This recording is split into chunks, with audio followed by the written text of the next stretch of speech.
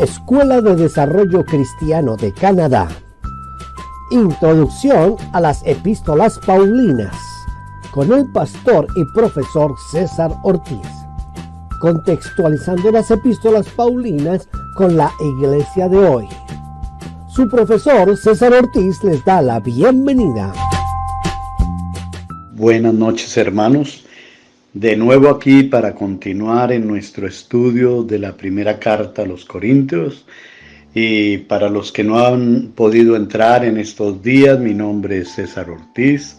Así es de que con mucho amor, con mucho entusiasmo, seguiremos estudiando esta carta a los Corintios. Ya habíamos visto algunos detalles, ya habíamos visto las cinco divisiones de la primera carta a los Corintios. Ahora queremos hablar un poquito sobre el propósito y el contenido. Y entonces empezaremos por decir que el concepto central de la carta es que la redención se debe aplicar a situaciones cotidianas. El creyente ha de recordar que la vida nueva en Cristo exige una forma nueva de vivir, dada la relación que ahora existe entre el Espíritu Santo y el creyente. Si quieren anotar algunas citas bíblicas, pueden anotar 1 Corintios 3, 16, 17, 6, 11, 19 y 20 para mirar aquí ese vivir en el Espíritu. Ayudará también a poner de relieve estos mandatos, el recordar cómo era la ciudad de Corinto. En el siglo I era famosa por su inmoralidad y perversidad que culminaban en el culto sensual corrompido de Afroditas y esto hacia la diosa griega del amor. Su templo, que incluía 1000 prostitutas religiosas, se erguía en contrastes evidentes con el creyente, templo del Espíritu Santo y la exigencia cristiana de probidad. Es decir, hermanos, ahí como vemos en el capítulo 2, los últimos versículos, el capítulo 3 habla sobre esto de las tres naturalezas del hombre, de los tres estados del hombre, que es el hombre natural, el que no percibe las cosas que son del Espíritu porque éstas se han de discernir espiritualmente, es decir, mediante el Espíritu. Pero también existía otro estado del hombre que era el hombre carnal, a los que Pablo se refería como diciéndoles: hermanos, otra vez tener que volverles a decir que debo de hablarle como a niños en Cristo y no como a personas maduras, es imposible. Entonces como que Pablo tenía cierta nostalgia de ver esa situación de la iglesia de Corinto, toda la inmoralidad, todo lo que se ofrecían a los dioses paganos, todas estas cosas, pero sin embargo iban a la iglesia, estaban en la adoración, estaban practicando el culto cristiano y como que revolvían todo esto, hacían una mezcla y Pablo no consentía en su celo cristiano, no consentía este estado de los creyentes en Corinto, pero también habla de otro aspecto del hombre que es el hombre espiritual. Ahí dice que el hombre espiritual juzga todas las cosas, pero él no es juzgado de nadie. ¿Por qué? Porque es que la conducta del creyente espiritual no permite ser juzgado, porque hay una conducta intachable, hay una moral intachable, hay unos principios en su vida que son tan fundamentales que no permite estas cosas. Entonces es una de las cosas que el apóstol Pablo quiere hacer diferenciar entre los hermanos de la iglesia de Corinto. Dice que en la primera sección de la carta, o sea, del capítulo 1 al capítulo 6, la mayor parte de las enseñanzas de Pablo tratan del problema de la autoridad en la iglesia. Los creyentes corintios se habían ido dividiendo debido a lealtades religiosas. Algunos seguían a Pablo, exponente principal de la doctrina de la justificación por fe y de la libertad del cristiano, del yugo de la ley. Es decir, ustedes saben que habían ayos. Ayos era uno quien se le encargaba para que educaran a los niños en sus primeros 8 años de vida en cuanto a la ley, en cuanto a enseñarles esos principios, en cuanto a adoctrinar estos niños. Además, se ponían estas personas con el cuidado y la vigilancia de que se cumpliera todo lo que se les enseñaba. Otros seguían a Apolos, el culto, el maestro de Alejandría, sumamente conocedor de las Escrituras.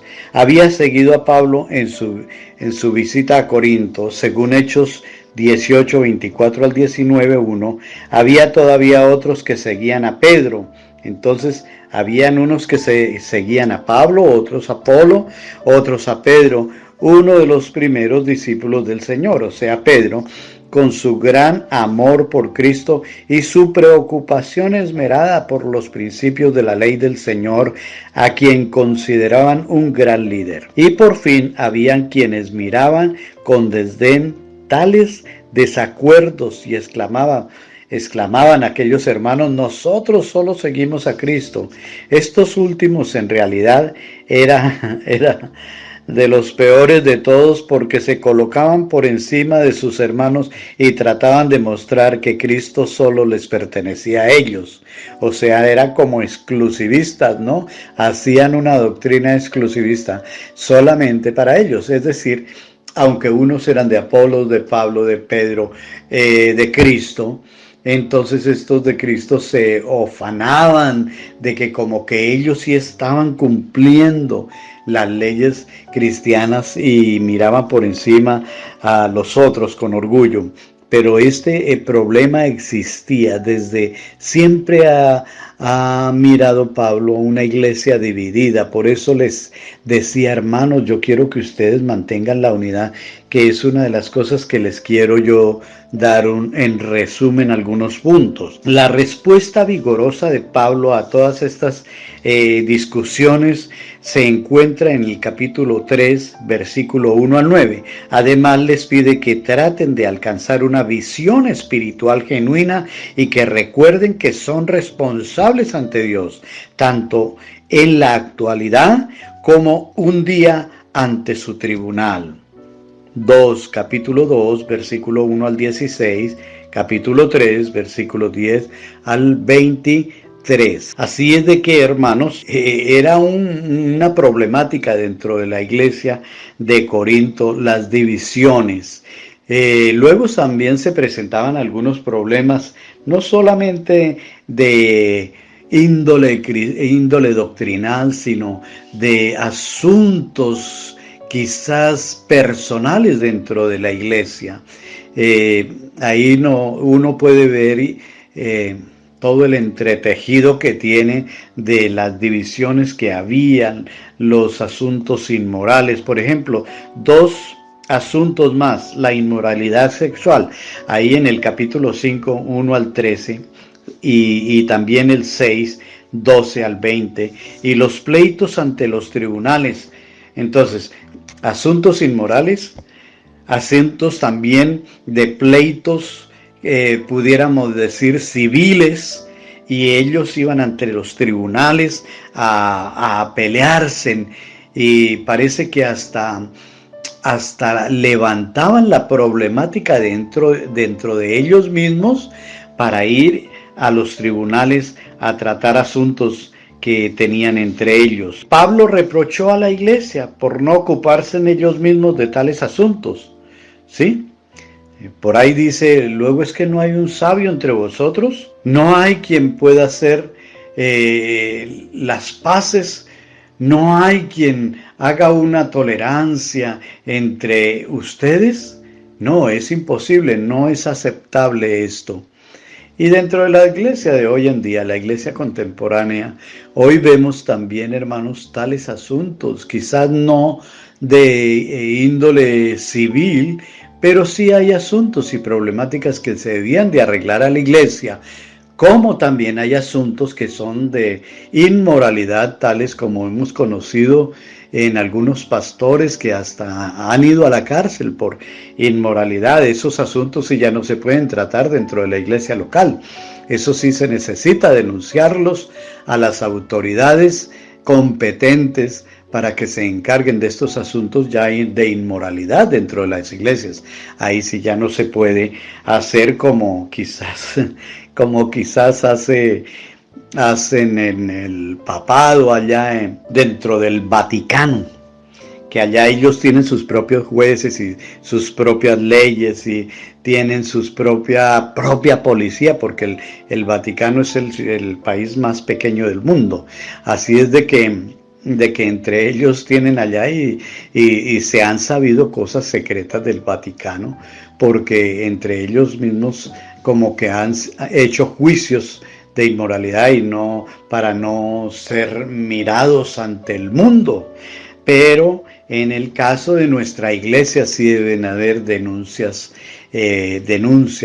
allá afuera, civiles, del procedimiento civil. Siguiendo la problemática de 1 Corintios, el primero se resuelve con un juicio severo que sin embargo por fin produce la reconciliación del ofensor. Es decir, allí cuando habían estos problemas, entonces se resuelve así. Una de las cosas que les quería decir acerca de la problemática de la iglesia local es que para eso el Señor también nos dio sabiduría y palabra de ciencia. No debemos de ir ante los tribunales. El Espíritu Santo nos revela y nos dice las palabras que debemos de decir, pero quizás se presentan problemas entre el matrimonio. Entonces, en vez de inmediatamente pensar en la palabra de divorcio o separación, entonces estas personas deben de ir ante los hermanos sabios de la iglesia, ante los ancianos, ante los que están en competencia para ayudar y aconsejar a los hermanos y no rápidamente pensar en un divorcio o problemas que existen familiares entre padres e hijos, o los hijos y los padres tienen problemas también. No debemos de permitir que esto vaya a trascender a cosas fuertes y que ellos tengan que ir ante los tribunales, sino que dentro de la iglesia haya gente preparada, porque sí se debe de preparar a los ancianos, sí se deben de dar seminarios y cursos de consejería, sí se debe de llamar a ciertas mujeres maduras en la fe y maduras en la vida cristiana para que aconsejen a las más jovencitas, porque hay problemas también, hay problemática dentro de la iglesia. Muchos de los jóvenes tienen problemas. Y problemas difíciles, problemas de conflictos interior y de su interior, problemas de conflictos inmorales en su vida, problemas de drogadicción, problemas de alcoholismo, tantos problemas que existen también dentro de la iglesia, que a veces nosotros los desconocemos, pero que sí existen dentro de la iglesia. Entonces deben haber gente capacitada para que traten esos problemas. El segundo problema debería resolverse, enseña Pablo, la iglesia, no a tribunales paganos. Los pleitos de hecho son en sí mismos una falta entre vosotros. Según capítulo 6, versículo 7. La súplica final es que mantengan la unidad y pureza del cuerpo de Cristo. En la segunda sección de la carta, capítulo 7 al 16, aparece una serie de problemas distintos. La mayor parte del contenido, sin embargo, se refiere al asunto de relaciones espirituales, ya de los creyentes entre sí, capítulo 7 al 10, ya a situaciones en los ministerios, mismos de la iglesia, entre el capítulo 11 al 14, al tratar el problema de las relaciones matrimoniales, Pablo manda que se respete su carácter sagrado por los que piensan casarse, en el caso de un hogar dividido, y por las mujeres no casadas. A lo largo de toda exposición aparece con claridad una base espiritual. Y entonces podemos anotar lo que les estaba hablando. Muchos problemas dentro de la iglesia también, que nosotros como pastores, nosotros como ministros, somos responsables para tratar la problemática de la iglesia. La iglesia debe tener un cuerpo de consejería, dentro de la iglesia.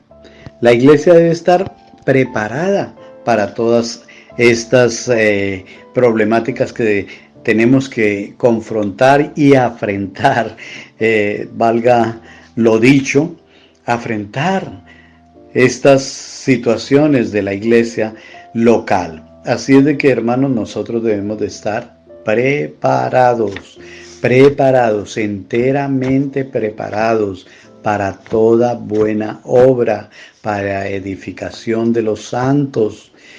Hermano pastor, si usted puede tomarse un curso de consejería, yo lo animo, hermano. Si usted puede investigar en dónde se da un curso de consejería, aún usted lo puede investigar por la online. Puede investigar un curso de consejería muy importante dentro de la iglesia. La iglesia está afectada por muchas cosas. La iglesia está afectada por muchos problemas. La iglesia está afectada y a veces nosotros como pastores desconocemos muchos problemas y mucha problemática que hay dentro de la iglesia. Así es de que, hermanos, nosotros debemos de estar enteramente preparados. Busquemos, investiguemos, investigue, hermano, investigue, pastor. Yo lo animo a que investigue en dónde puede tomarse un curso para hacer consejería. No necesita ser una consejería donde adquieran como títulos universitarios, o quizás si usted no ha completado su secundaria, pues lo animo también a que termine su secundaria, lo animo a que siga estudiando, lo animo a que eche para adelante, lo animo que si se puede meter a la universidad, lo animo que lo haga.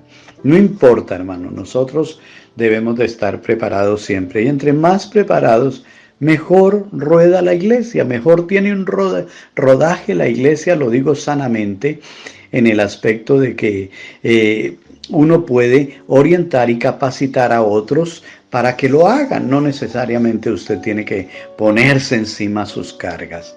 Cuando se trata de problemas de conciencia, Pablo presenta una serie de principios rectores. Primero, no hay que permitir que nada haga tropezar al cristiano. Capítulo 8, versículo 9 y versículo 13.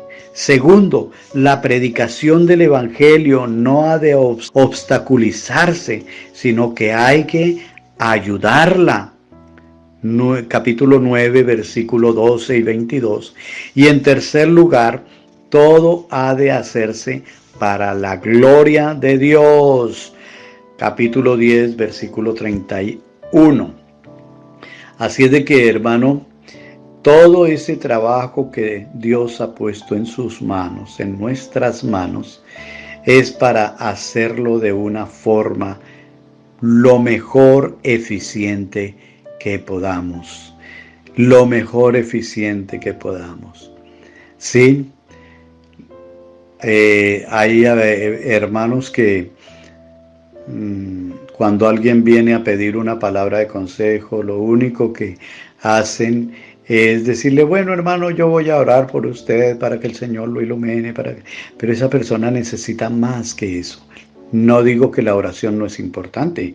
Claro, la oración tiene un poder sobrenatural grande, pero ellos necesitan una palabra, ellos necesitan ser escuchados, ellos necesitan saber un abrazo, ellos necesitan una palabra de esperanza. Los hermanos vienen de sus hogares, vienen fatigados, vienen cansados en sus trabajos, sus preocupaciones en casa, la enfermedad que aqueja a aquellos hogares, la necesidad económica, tantas cosas y tanta necesidad. No podemos ser la solución para todo, pero por lo menos, hermanos, nosotros, Dios nos ha puesto para que nosotros seamos un paño de lágrimas para ellos, que ellos vean en nosotros el descanso de esa parte que ellos tanto necesitan. Así es de que, hermano, es muy importante la oración, es muy importante hablarle la palabra del Señor, y aún textos que son claves para cada necesidad. Hay muchos textos en la Biblia que son claves para las necesidades, pero ellos necesitan también que les escuchemos, que sepamos sus necesidades. No los despreciemos, no los hagamos a un lado. Ellos necesitan. Ese es el propósito del ministerio en la iglesia. El ministerio de las mujeres en la iglesia y la forma adecuada de observar la cena del Señor se discuten en el capítulo 11. La naturaleza de los dones espirituales se exponen en el capítulo 12 al 14 y han de ejercitarse en el amor también en el capítulo 13, y todo ha de hacerse decentemente y con orden, según capítulo 14, versículo 40. En esto quiero hacer un poquito de detenerme. También existían esos desórdenes que hay en muchas iglesias ultrapentecostales. Yo soy pentecostal, pero debemos de ser balanceados en el pentecostalismo. Sí, la primera iglesia no sabían la experiencia que iban a pasar el día de Pentecostés, y todos hablaban en diferentes lenguas, pero noten ustedes que los que estaban afuera lo primero que dijeron fue: estos están llenos de mosto, es decir, están ebrios, están por eso es que están hablando. Y de pronto alguien por allá dice: no, callémonos. Escuchémoslos, están hablando cada uno en nuestra lengua. Así es de que el Señor tenía un propósito de esas lenguas que ellos no sabían, que ellos no habían experimentado, pero con el propósito de que se abriera campo en los que estaban afuera escuchando. Entonces fue cuando Pedro se levanta y dice: varones, no es como vosotros suponéis, que estos están llenos de mochos y ebrios. No es como son las 9 de la mañana, es la tercera hora del día. Así es de que no es que están lo que ustedes están pensando. Y empezó a predicarle la palabra. Así es de que el Espíritu Santo viene a nosotros, pero en orden. Cuando se empiezan en la iglesia esos desórdenes de lengua, y Pablo lo explica muy bien en el capítulo 14. Lean el capítulo 14. Y Pablo dice: aún yo hablo más lenguas que todos vosotros. Yo hablo más lenguas que todos vosotros. Pero es que ustedes no saben manejar el don de las lenguas, ese regalo precioso que tiene para la iglesia. Y si alguno quiere decir algo a través en lengua desconocida, bueno, que los demás callen y esperen a ver, para que haya interpretación de lo que Dios quiere hablarle a la iglesia. Pero hay unas iglesias que se van a un desorden total, un descontrol emocional, y esto no es contextualizado con la palabra del Señor. Así es de que en esto pongamos mucho cuidado. Esto es necesario porque todos los creyentes son miembros de un solo cuerpo. Por lo tanto, si se quiere mantener la unidad del cuerpo y si la obra ha de avanzar, es indispensable el uso adecuado de los dones espirituales. Todo decentemente y con orden. Solo en el capítulo 15 se habla de un tema puramente doctrinal. Es el pasaje clásico del Nuevo Testamento acerca de la resurrección del cuerpo. Primero, se describe la resurrección de Cristo, capítulo 1 al 19. Luego se deriva la aplicación de esta gran verdad en los versículos 20 al 58 del 15, ¿no? Como Él salió del sepulcro, así también lo harán los hombres cuando Dios lo disponga, según el versículo 22. Está hablando de la resurrección. Pablo describe la resurrección del cuerpo. Será un cuerpo espiritual, según el versos 44 del 15, es decir, con vida espiritual más que natural, al igual que el cuerpo resurrecto de nuestro Señor, sin embargo, tendrá forma reconocible. La gran esperanza de la resurrección del creyente se describe en los versículos 50 al 58, lo mismo que podemos hacer un paralelo con Primera a Tesalonicenses 4, del verso 13 al 18. Al concluir esta larga carta, Pablo le recuerda cómo lo ha hecho con las iglesias de Gálatas, la ofrenda que está recogiendo para destinarla a los santos de Jerusalén que están en necesidad, y lo que den debe hacerse con regularidad, voluntaria y proporcionalmente.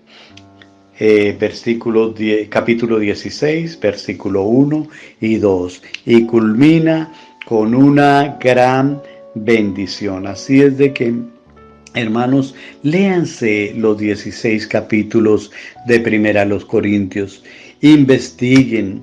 Esto que les estoy dando es un resumen general. Quisiera yo detenerme en muchos pasajes, pero bueno, no se da el tiempo. Así es de que yo dejo, hermano, consígase una concordancia o mire un diccionario bíblico, investigue en una enciclopedia, vaya a las redes, que hoy es muy fácil, y trate de ampliar siempre sus estudios. Primera los Corintios tienen cosas de desórdenes, tiene cosas de desunidad, pero también tiene cosas importantes como la cena del Señor, cómo debe ministrarse la cena del Señor, qué debe de anteceder antes de participar de la cena y de la mesa del Señor. El capítulo 12, como los dones del Espíritu, cómo están divididos esos 9 dones en 3 grupos diferentes. También encontramos la carta del amor en el capítulo 13, esa explicación tan bonita del capítulo 14 sobre el hablar en lenguas y todas estas manifestaciones del Espíritu Santo. El capítulo 15 sobre la resurrección eterna que vamos a tener. Eso le amplía a uno, haciendo una relación con otros textos que son escatológicos. Así es de que usted puede ampliar esto de la resurrección, y también nosotros esa motivación que la carta nos da para ayudas de los hermanos que están en necesidad. Así es de que es un resumen de la carta Primera a los Corintios. Hermanos, muchas gracias por su atención. Muchas gracias porque ustedes son lindos hermanos, y yo sé que Dios va a bendecir sus ministerios grandemente. Sean lo mejor que se debe hacer en la sabiduría y la ciencia. Trabajemos arduamente, que nuestro trabajo en el Señor no es en vano. No es en vano, y cada uno recibirá de acuerdo a lo que haya hecho, de acuerdo a su actividad ministerial. Así es de que los animo, trabajemos, vivan felices, saquen un tiempo para sus familias, váyanse de vacaciones, descansen también, porque ustedes merecen un descanso. Saquen unas vacacioncitas, aunque sea a la capital, a la playa, no sé, a un lugar bonito que no les cueste mucho. Y vayan y descansen, se divierten también, porque ustedes necesitan diversión. Los amo, hermano, con todo mi corazón. Deseo lo mejor en sus vidas, deseo lo mejor en su casa, en sus familias y deseo lo mejor en su ministerio. Que mi Señor los bendiga grandemente. Un abrazo. Los amo.